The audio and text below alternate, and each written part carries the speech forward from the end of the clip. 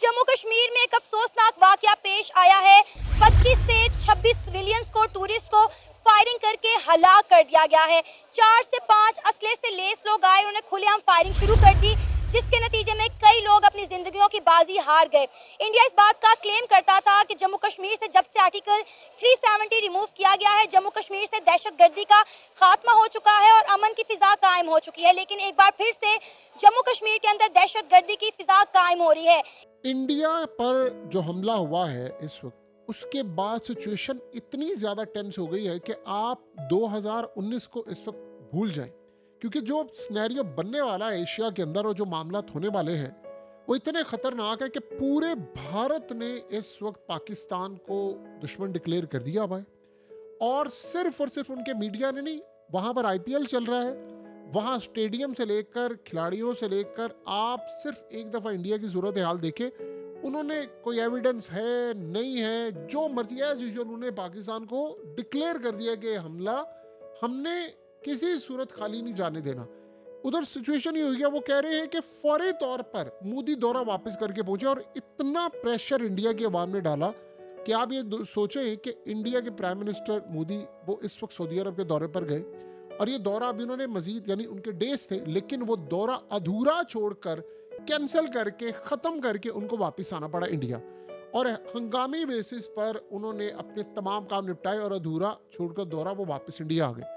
और इस सूरत हाल के अंदर उनके एजाज़ में जो सऊदी अरब ने डिनर दिया था वो भी कैंसिल हो गया और बाकी जो मुलाकातें थी उनकी और काफ़ी सारे जो मामला तय होने थे, कोई उनके एग्रीमेंट्स होने थे, वो सारे के सारे कैंसिल हो गए और वो सारे वापस आ गए। अब आप इमेजिन कीजिए कि अगर इंडिया का प्राइम मिनिस्टर अपना अहम तरीन दौरा, जो सऊदी अरब का जाहिर सी बात है उन्होंने करना होता है, ये कोई रोज़ का दौरा तो होता नहीं है, हमेशा से याद रखिएगा 3, 4, 5 साल के बाद ये इस तरह के मामला होते हैं कि जी 3 साल बाद दौरा, 2 साल बाद दौरा, 5 साल बाद।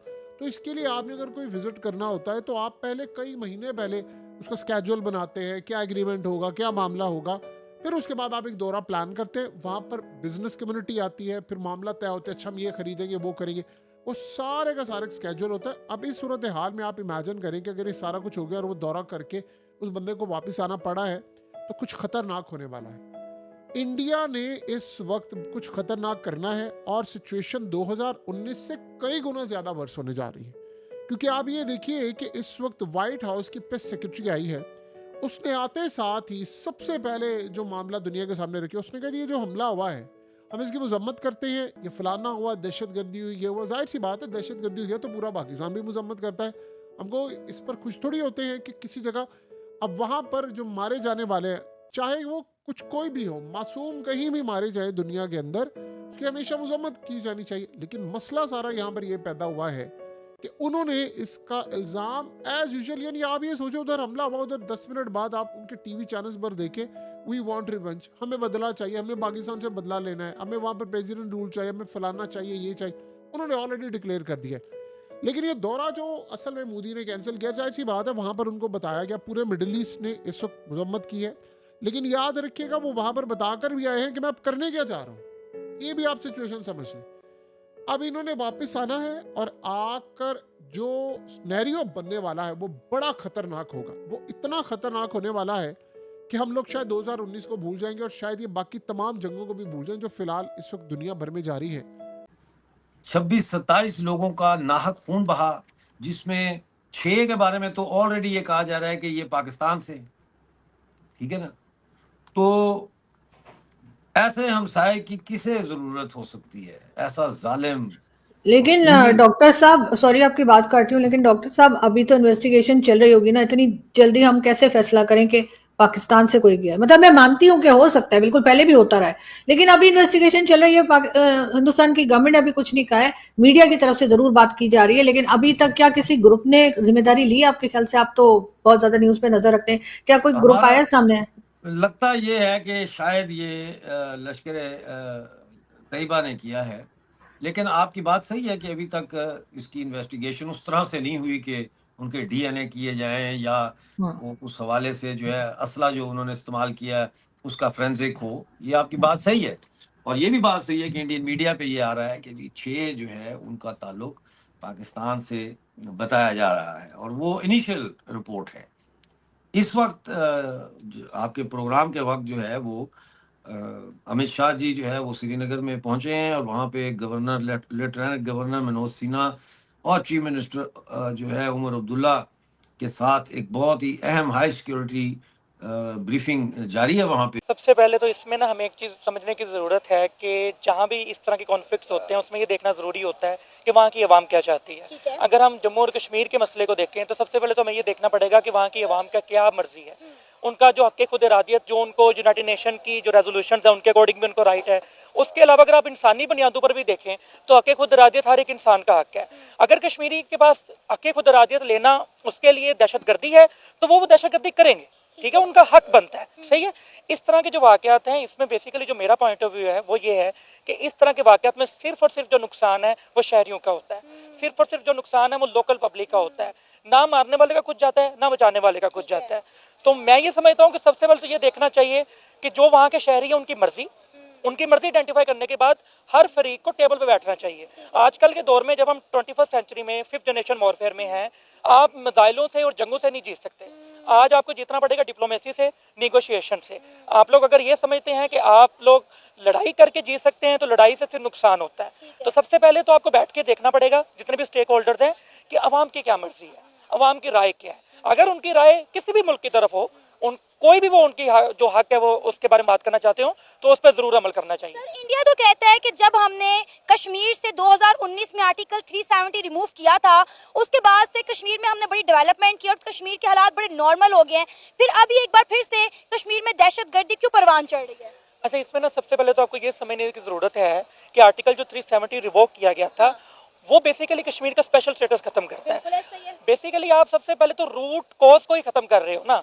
आपको यूनाइटेड नेशन ने बाउंड किया है, आपको इंटरनेशनल कम्युनिटी ने बाउंड किया है, इवन पाकिस्तान स्टिल आजाद कश्मीर को और गिलगित बल्चिस्तान को एक स्पेशल स्टेटस के अंडर प्रोसीड करता है। तो जब आप आपका स्पेशल स्टेटस खत्म करने की कोशिश करेंगे which is itself is a illegal thing, तो इलीगल थिंग को आप अगर डेवलपमेंट से जस्टिफाई करने जाएंगे, एक नजरिए को, अवाम की राय को उससे उल्ट जाके आप कहेंगे हमने सड़कें बना दी हैं, हमने रोजगार दे दिया, तो अवाम का जो नजरिया है वो खत्म हो गया या अवाम का जो लीगल राइट है वो खत्म हो गया।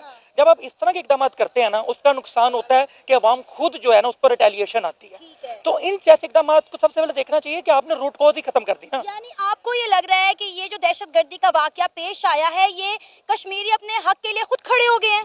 इसमें देखें, इसमें सारी पॉसिबिलिटी हो सकती है। सबसे पहले तो आपको ये देखने की वही बात है ना कि जब आप अपना लीगल स्टेटस ही खत्म कर रहे हैं, जब आप उनका स्पेशल स्टेटस आपने खत्म कर दिया, आपने उस मसले की बुनियाद को खत्म कर दी, तो देन यू शुड अंडरस्टैंड कि उसके बाद आप कुछ भी करें आप बेसिकली अवाम की मर्जी के खिलाफ कर रहे हैं।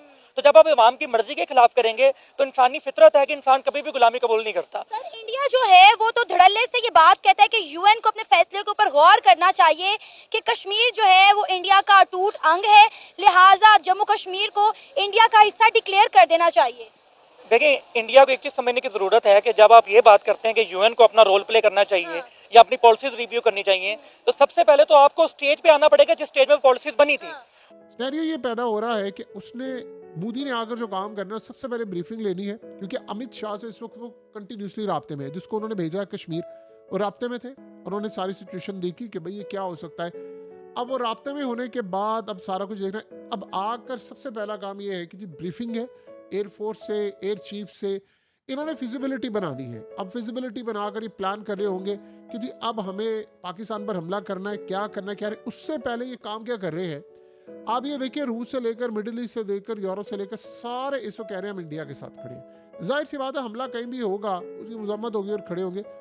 इंडिया इनको अपने साथ ऐसे नहीं खड़ा करवा रहा कि जैसे आम रूटीन के अंदर आप सिर्फ मजम्मती बयानात, वो ये कह रहा है कि मैं इस दफा 10 स्टेप आगे बढ़कर जा रहा हूं। ये आप जरा ज़हन में रखिएगा, ना वो स्ट्राइक वाला मामला है, ना वो कोई दूसरी सूरत हाल है, ना कुछ। और सबसे बढ़कर डोनाल्ड ट्रंप को भी ऑन बोर्ड ले लिया है, यानी मोदी की डोनाल्ड ट्रंप से बातचीत, वो सारा कुछ ऑन बोर्ड ले लिया है और उसने कहा कि हम आपके साथ खड़े हैं, जो भी आपने सिचुएशन करनी है, जो आपने काम करना है, जो भी आपके इकदाम है। ये बात आप जहन में रखिएगा। लास्ट टाइम मोदी ने जब ट्रंप से मुलाकात की थी तो उसमें ट्रंप ने कहा था कि जी पाकिस्तान से हमले ना हो, फलाना ना हो। यानी दुनिया को इन्होंने, देखिए पहले जब हमला होता है तो पहले चंद घंटे उठते हैं बड़े अहम। इंडियन मीडिया एक बाइस्ड मीडिया है। होता क्या है कि इंडियन मीडिया पर जब खबर चली है तो दुनिया भर के अंदर जो भी इंग्लिश मीडिया होता है वो खबर सोर्स सब कुछ वहाँ से उठाता है, तो वो उनको एज इट इज़ कॉपी करते हैं, पेस्ट कर देते हैं और कहते हैं जी ये सारा कुछ हुआ, और उसके बाद जो इंडिया कहता है जी हमला ये फलाना हुआ, वो इल्ज़ाम उस पर लगा देते हैं। लिहाजा इस सूरत हाल में आप इंटरनेशनल मीडिया उठाएं तो आप इस बात को देखकर हैरान होंगे, वो कंप्लीटली, देखिए एक तो हमला है ना कि मुजम्मत है, वो तो सब करे, लेकिन वो कंप्लीटली साइड पर खड़े हैं कि इंडिया का जो भी एक्शन होगा, चाहे वो हमला करने का हो, चाहे वो पाकिस्तान पर हो या किसी जगह हो, वो कहते हैं जी हम साथ खड़े हैं। सो लिहाजा ये सिचुएशन बड़ी इस वक्त ख़राब हो गई है पूरे एशिया के अंदर। और इस सूरत हाल में आपको पता है ट्रम्प का टैरिफ वाला जो सिलसिला चल रहा है कि मोदी ने अगर बहुत सारी बातें अमेरिका की मानी है, उसमें उसने ये बात भी मनवानी है कि अगर मैं हमला कर दूं पाकिस्तान पर, या मैं उनके आज़ाद कश्मीर या की जगह फौजियों उतार दूं या फलाना कर दूं या स्ट्राइक।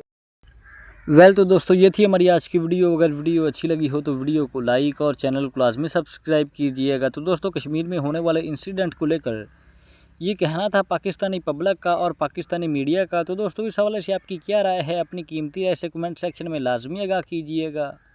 तो हाजिर होते हैं इस तरह की एक नई वीडियो लेकर।